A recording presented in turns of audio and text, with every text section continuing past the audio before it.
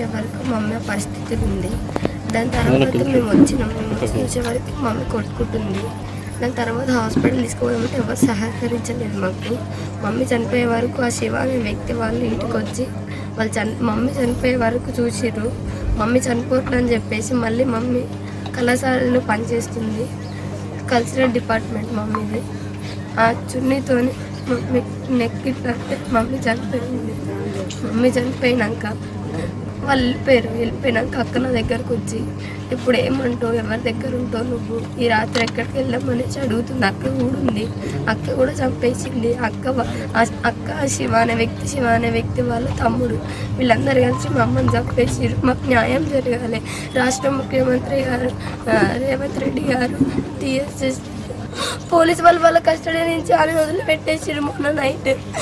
మొన్న నైట్ పెట్టేస్తే ఆయన వచ్చిండు. బయటకు వచ్చి మమ్మల్ని బెదిరించి కొట్టి చంపేసారు. ఇది న్యాయం కాదు. పోలీసు వాళ్ళకు ఇది న్యాయం కాదు.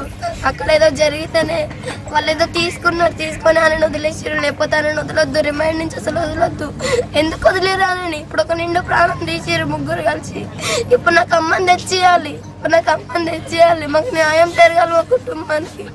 మా కుటుంబం అందరికీ న్యాయం జరగాలి. ఇది ఒక్కటే రిక్వెస్ట్.